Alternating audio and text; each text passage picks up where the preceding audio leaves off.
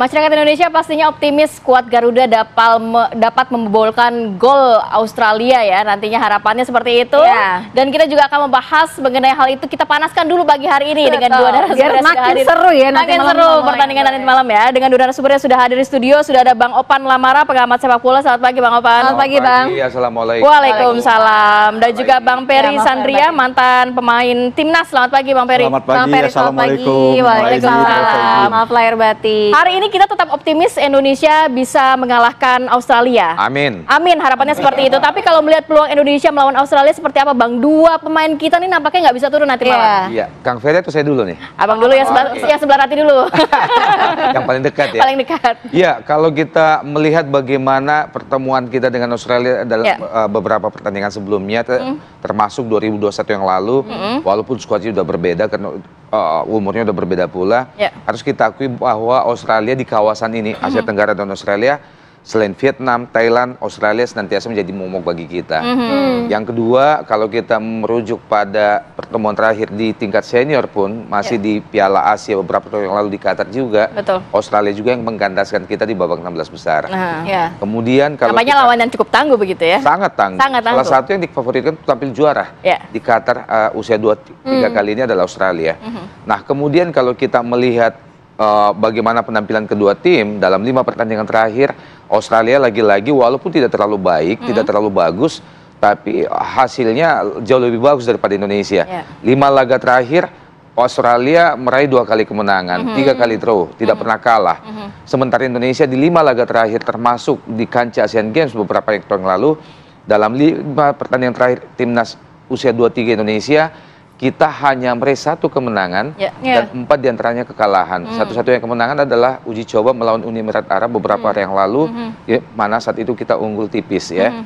Nah, kalau kita berkaca dari itu semua, sekali lagi kita harus mengakui bahwa Australia adalah salah satu lawan tertangguh di grup A ini, bahkan difavoritkan sebagai salah satu calon juara di pentas Qatar. Nah, kalau tanpa Ivar dan Sananta bagaimana dong kalau kansnya Indonesia sendiri? Nah, belum lagi kalau kita berbicara secara secara teknis, secara materi pemain, tentu kehilangan Ramadan Sananta dan juga Janar adalah sebuah kehilangan bagi kita, terutama di lini depan ya.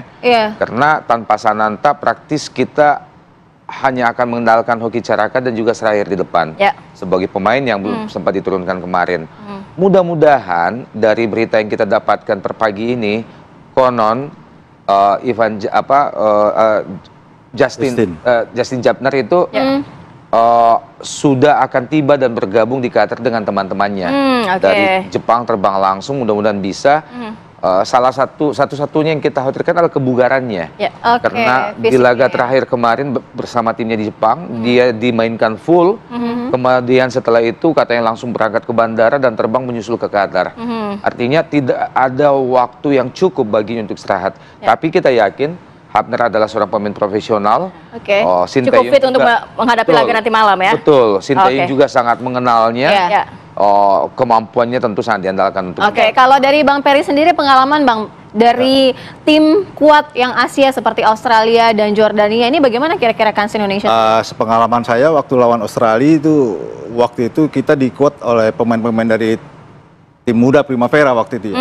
Tetap aja kita lawan Australia waktu itu main di kandang mereka, kita kalau tidak salah itu kita kalah 4-1 ya. Ya meskipun mereka itu tim kuat tapi kita ada perlawanan. Ya mudah-mudahan malam ini Indonesia juga ada perlawanan lawan Australia. Ya karena di yang Om Ropan bilang di tahun 2001 itu kita juga mengalami 2 kekalahan ya waktu 2021 itu. 2021 kekalahan. Yang pertama waktu itu main di kandang Australia kita kalah 1-0.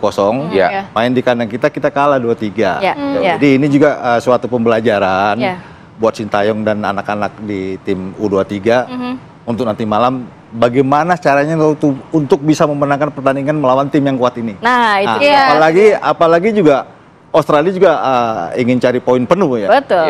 Dengan kita sendiri di juru. Jadi lebih baik apa Bang Peri? Kita menyerang dari awal kepada Australia atau menunggu sambil bertahan atau gimana? Daripada kita kalau menurut saya kita harus bermain menyerang. Menyerang dari awal ya. Bertahan ini bahaya ya. Karena Sintayong selalu memakai mungkin lawan Australia Sintayong memakai mungkin 4-2-3-1 4-3-3 biasanya. 4-3-3. Ya.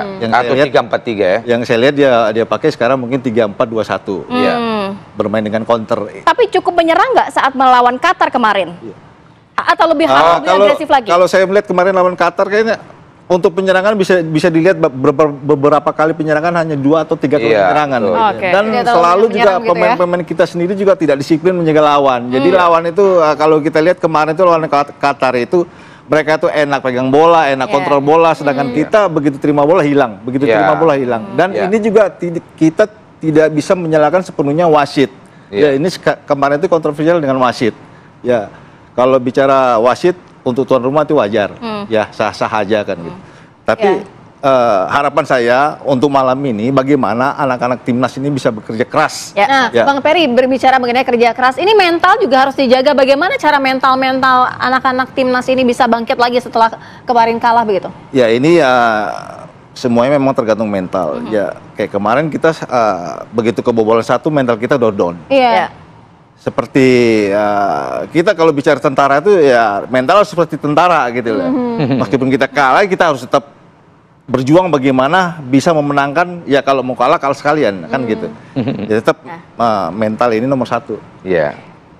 Oke, Mas Sofan, kalau berbicara mengenai kan pastinya target Indonesia lolos 4 besar di ajang Piala Asia U23 ini kan. Betul. Pastinya harus ada game plan lah, harus ada strategi yang digunakan. Nanti seperti apa dari Mas Sofan, tahan dulu. Oke. Sambung lagi di segmen berikutnya, tetap bersama kami di Apa Kabar Indonesia pagi. Ya jangan